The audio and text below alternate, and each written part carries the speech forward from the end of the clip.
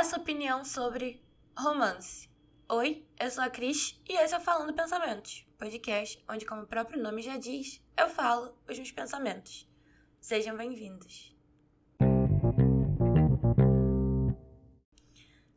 Gente, eu dei uma pausa aqui do podcast na semana passada, mas é que eu não estava inspirada, não tinha nada que eu estava conseguindo desenvolver de uma maneira que eu gostasse. E aí, na falta de uma coisa legal pra falar, eu preferi ficar calada. Que foi muito fácil aplicar aqui no âmbito do podcast, mas infelizmente não é fácil na minha vida, porque eu adoro falar quando eu não tenho uma coisa adequada pra falar. Na verdade, eu tenho algumas falas, às vezes, extremamente inadequadas em contextos também inadequados, mas a vida ela é um aprendizado, né? Então, estou aí nesta encarnação, eu acho, trabalhando isso. Talvez teria outras coisas mais importantes para trabalhar. Pode ser que sim, mas uma que eu identifiquei e que eu estou tentando melhorar é essa. Dito isso, hoje eu queria falar com vocês sobre romance. Quando eu comecei a fazer terapia, muitos e muitos anos atrás, eu tinha muitas questões, né? Assim, eu não conseguia aceitar homens na minha vida. Eu simplesmente não conseguia. E hoje em dia eu percebo muito claramente isso. Então, por mais que eu saísse, por mais que eu tivesse dates e tal, eu não queria um homem na minha vida. E isso é muito louco, e eu tô falando isso aqui com vocês nesse espaço que a gente tem, porque é muito passível de interpretações equivocadas, mas eu já vou explicar. Essa minha terapeuta, ela me falou o seguinte, Krishna, o amor, ele é pra onde a gente vai, mas o amor também é muito de onde a gente vem.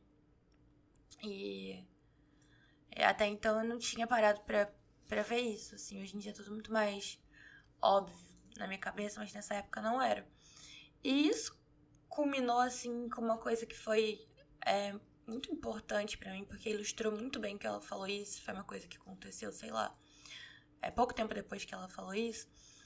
Que aí eu comecei a perceber, por exemplo, que até uma certa idade, e não é tão nova não, acho que devia ter, sei lá, 23 anos, eu, por exemplo, flertava implicando.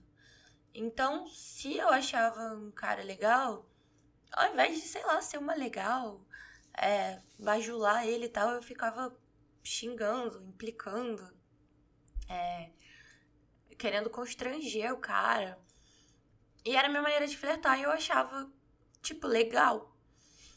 E aí, ela me falou isso, eu comecei a perceber que, assim, talvez pudesse ser uma boa ideia eu tentar flertar, sendo legal com a pessoa, né? E aconteceu uma coisa muito louca que, tipo, um ano eu tinha ido no aniversário de um amigo meu e tinha um garoto que eu fiquei interessada. Só que ao invés de ser legal, eu fiquei, tipo assim... Ai, amigo, esses são os novos amigos, não sei o que lá, e que chato, agora você só quer saber deles, não sei o que. E aí, beleza. E aí passou o outro ano, aniversário desse mesmo amigo, esse mesmo menino tava lá, e eu já tava, assim, com esse terceiro olho aberto, nesse sentido. E eu fui uma legal. E aí o menino virou pra mim e ele ficou tipo... Cara, que loucura, no passado eu fui embora do aniversário, eu falei... Gente, aquela amiga do fulano, ela é muito chata, não sei o que lá. E hoje eu tô vendo que você é tão legal. E eu fiquei tipo, caralho! Quem poderia imaginar que se eu fosse legal, eu ia, tipo, conseguir ter relações românticas? Caraca, que loucura. É uma coisa tão óbvia, mas é uma coisa que... Nossa, ela explodiu na minha cabeça. E eu acho que esse lugar de onde a gente vem, no amor, são várias coisas, tá? Claro que tem a questão do pai e mãe. Hoje em dia eu tenho essa consciência que eu não cresci num lar amoroso, que a relação dos meus pais era completamente disfuncional e esse é o modelo, né? O primeiro modelo de relação romântica que eu tive e que é esse, né? Meu pai era muito grosseiro com a minha mãe, comigo, com a minha irmã. Meus pais, eles terminavam e voltavam. Sempre. Eles sempre terminavam e voltavam, assim. E meu pai, sei lá, tinha épocas que ele tinha uma outra casa fixa, que já era meio certo que eles iam voltar e minha mãe ia botar ele pra fora de casa de novo. E por conta disso, quando passado essa barreira de aprender a flertar, não sei o que lá, quando eu comecei a ter relações, também foi muito difícil, porque pra mim a noção de término, isso até hoje é difícil, tá? É uma coisa assim, que no começo do meu namoro eu tive que lutar muito, e que bom que eu namoro uma pessoa que sempre deixou muito claro, tipo assim, cara, se um dia a gente terminar, a gente tá terminando. Porque como meus pais eram tipo assim, minha mãe e meu pai brigavam, e aí ela queria que ele mudasse alguma coisa, então ela terminava, botava ele pra fora, não, acabou tudo entre nós, e ele voltava mudado. Então, com isso, eu acabei associando o término a essa ferramenta de mudar uma coisa que não tá boa, sendo que, oh my God, se ao menos existisse uma coisa chamada diálogo, em que você pode conversar quando uma coisa não tá boa, né? Só que isso, assim, eu fui aprender, sei lá, 2, 3 anos atrás, quando eu conheci meu namorado, que é gentil, que é paciente, que é amoroso, que me fez me sentir segura, porque eu vejo também que essa situação toda dos meus pais me deixava muito insegura, porque eu sempre sentia que eu podia também, né, ser terminada a qualquer momento. E outra coisa também que eu vejo hoje, estando numa relação, é que a coisa que fez minha relação dar mais certo, essa relação, foi o fato de eu ter conseguido ser eu mesma.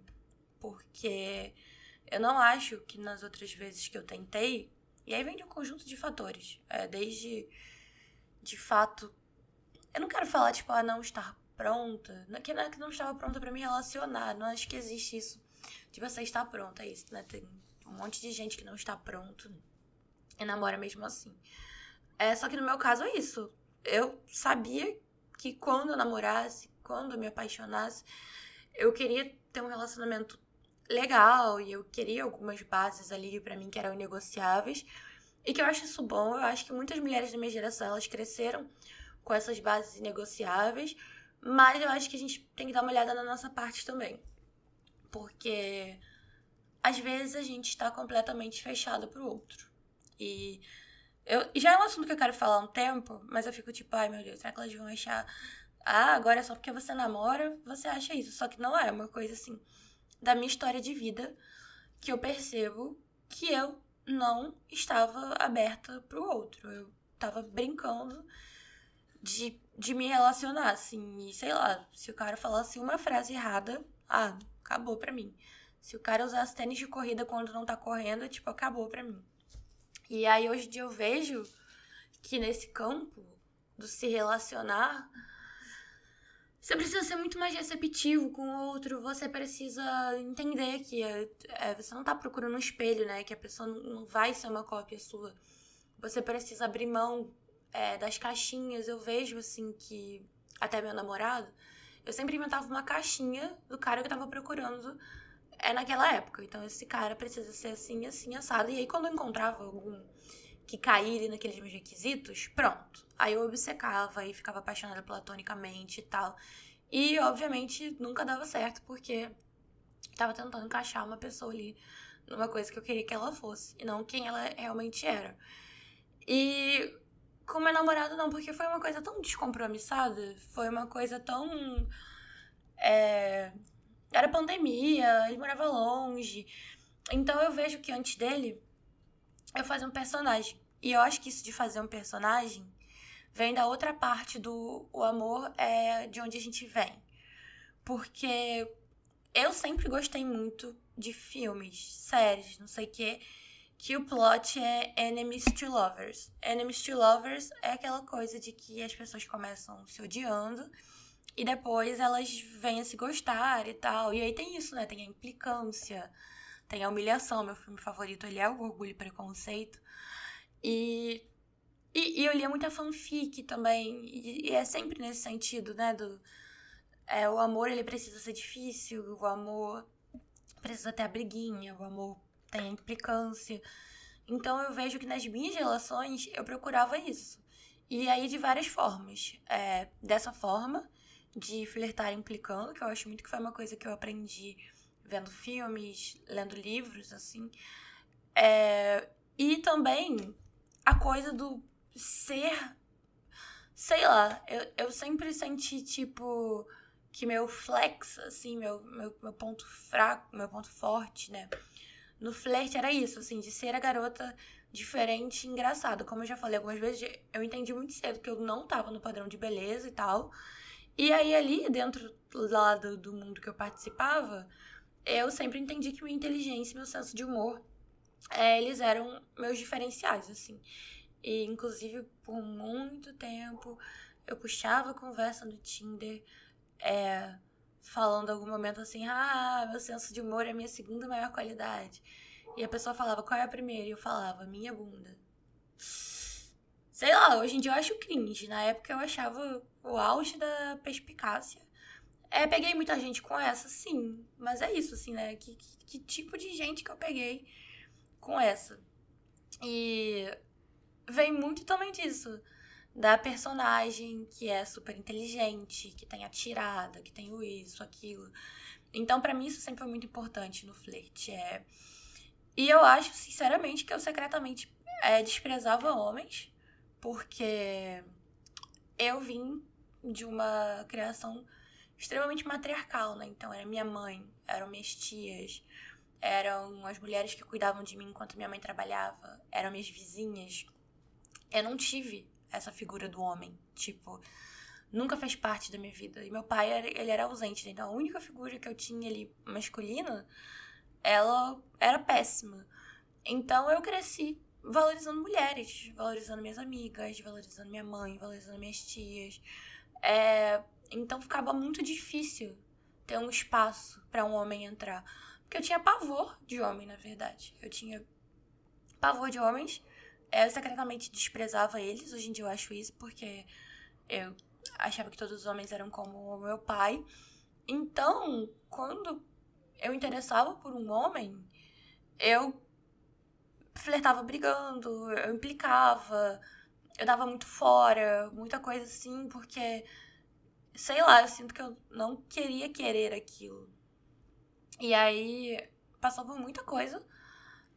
De na terapia, eu fazer as pazes com essa coisa da figura paterna. Eu sinto muito que se hoje em dia eu namoro, é porque eu fiz as pazes com a coisa da figura paterna. E não pense que fazer as pazes com a coisa da figura paterna foi tipo, eu perdoo meu pai pelo que ele fez. Não. Foi entender o que meu pai me causou, o que essa figura do masculino, que lugar ela ocupava. E tem uma coisa meio freudiana, que, assim, que é meio um classicão, que é tipo, a mulher procura o pai dela em todos os homens que ela se relaciona. E aí eu percebi que, de fato, eu procurava meu pai, e era muito nisso, assim, meu pai me tratava mal. Então eu gostava que o homem não me tratasse tão bem. Foi muito difícil quando eu conheci meu namorado pra me acostumar com ser bem tratada. Sabe? Não ter briga, não ter confusão, não ter aquele aperto no coração de, meu Deus, eu preciso descobrir se ele gosta de mim. Tipo, ele gostava de mim e ponto. E para além disso, tinha uma outra coisa, e isso é bem íntimo, assim, mas eu me sinto confortável de falar que eu sempre morei na Baixada, não sei o quê, eu sempre quis sair de lá, eu sempre quis ver o mundo. Eu era muito curiosa, eu era muito ávida de saber, de entender. Eu era essa criança que lia jornal todo dia. E meu pai, ele trabalhava aqui no centro do Rio. Às vezes ele me trazia, assim, tipo, muitas vezes. Sei lá, uma vez por ano ele levava a gente na praia de Copacabana. Meu pai era esse ponto de contato entre eu e o mundo que eu admirava e queria pertencer. Eu não sei, assim, tipo, se alguém que não cresceu nisso, assim, numa periferia, num bairro, tem gente que passa a vida toda, tipo, sem mal sair da própria cidade. Então eu ficava assim, cara, eu não quero nascer, crescer e morrer aqui, eu não quero, eu não quero. Meu pai era a única pessoa das pessoas que eu conhecia que tava em uma parada que era quase outro planeta, outra dimensão, assim. Então meu pai sempre era muito minha salvação. Meu pai era meu ponto de contato com esse mundo que eu queria conhecer e queria pertencer. E aí eu vejo que quando eu comecei a me relacionar, eu procurava muito isso nos homens. Então eu queria me relacionar com homens da Zona Sul, homens que eu achava que, sei lá, iam me mostrar coisas. E eu queria entender como andar no bairro de Botafogo. Então eu procurava isso no homem. Era muito nesse lugar. Era esse lugar que os homens estavam ocupando pra mim. E ao mesmo tempo era esses homens, porque tinha uns homens assim, que eles eram gentis comigo e tal. Ver se eu conseguia gostar deles. Não conseguia. Eu sempre queria gostar desses que me causavam angústia, porque foi o que eu vivi minha vida toda, né? Eu vivi esse padrão da angústia. E aí, quando em algum ponto da terapia eu entendi isso, eu falei, caralho, é isso, tipo assim. É isso que eu tô atrás, é por isso que eu fico atrás desses caras de nada a ver e tal. Eu sinto que eu consegui quebrar esse ciclo. Acho que quebrar é uma palavra muito forte, né? Mas é porque quando você fica autoconsciente de algumas coisas dos seus padrões, você fica com as ferramentas ali, né, pra lidar melhor com isso. E foi num momento assim, depois de passar por tudo isso, foi assim, acho que desde que o meu primeiro analista falou dessa história do amor, de onde você vai, pra onde você vem, até conhecer meu marido, foram coisas de 4 anos, assim, que eu passei me entendendo esses meus processos e entendendo que além do pai tem essas outras coisas da construção. E aí às vezes eu fico pensando muito, assim, porque até hoje eu tava assistindo essa semana algumas séries e tal. E é muito isso, o cara que não gosta da garota e ela meio que faz de tudo pra ele gostar dela. É o rico e a pobre e que se odeiam e depois se conhecem e estão se gostando. E, cara, é o que eu gosto de ver. É o que eu gosto de ver, isso que é foda. Eu fico assim, pô, eu não queria gostar de ver isso. Eu gostaria de ver relações, assim, que eu julgue mais saudáveis e tal.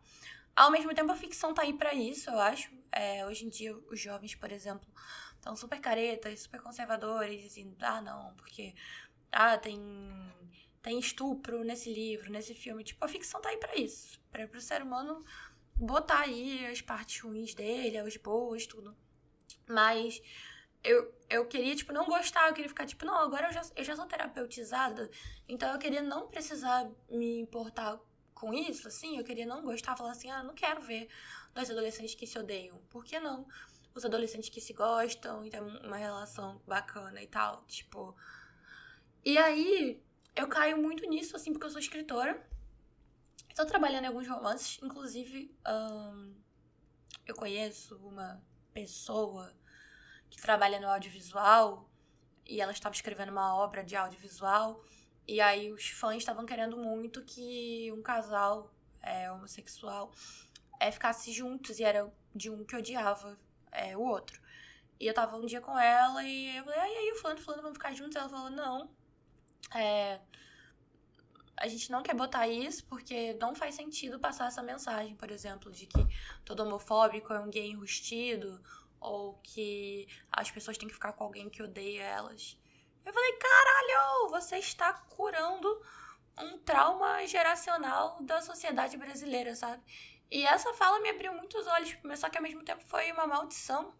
Porque hoje em dia eu pego pra escrever um livro, uma coisa, e eu fico, tipo assim, pensando, cara, não é essa mensagem que eu quero passar. Eu tô escrevendo um livro pra adolescente, eu não quero que uma adolescente ache que ela tem que passar por uma transformação física pra alguém gostar dela. Eu não quero que uma adolescente leia isso e como eu cresço achando que o amor tem que ser difícil, tem que ser esquisito, tem que ser com alguém que você não goste, que você não pode ser carinhosa, assim. Ao mesmo tempo que eu gosto de consumir, eu fico nesse dilema, assim, tipo, a ficção tá aí pra isso, não sei o que lá. Mas é um pouco isso, eu acho que pra mim, o romance, essa frase, assim, ela me norteou muito, me ajudou a chegar em muitas coisas, que é uma frase tão simples do amor ser pra onde você vai, mas também pra onde você vem. E hoje em dia eu me sinto muito orgulhosa, assim, de o lugar que eu tô indo, o lugar que eu tô, poder ser esse lugar tão diferente do de onde eu vim, sabe? Eu tenho muito orgulho de ter construído minha história, de ter feito as pazes com essa questão paterna, de entender hoje em dia os filmes, livros que eu gosto numa outra perspectiva mais ficcional e não de basear minha personalidade nesse tipo de coisa e principalmente de ter conseguido me abrir. Me abrir pro amor, de ter conseguido deixar essa pessoa que não cabia em nenhuma caixinha que eu tinha inventado antes, que me mostrou um amor de um jeito que eu nem sabia que era possível, que é esse amor do cuidado, o amor da calma, o amor da certeza, assim. E eu vejo hoje que eu só cheguei nesse lugar porque eu me abri, porque eu estive disposta. Então, que eu queria deixar pra vocês essa semana é essa pergunta, né? De onde vocês vêm e pra onde vocês estão indo? Tem certeza que esse lugar que vocês estão indo é realmente o lugar que vocês querem chegar? Qual a responsabilidade que vocês mesmos têm em pra onde vocês estão levando a vida amorosa de vocês? Dito isso, descubra a história da sua família, esteja aberta a quebrar padrões geracionais e tudo bem se você quiser ficar assistindo séries adolescentes com valores que você não acredita. As coisas são assim mesmo. Beijos e até a próxima.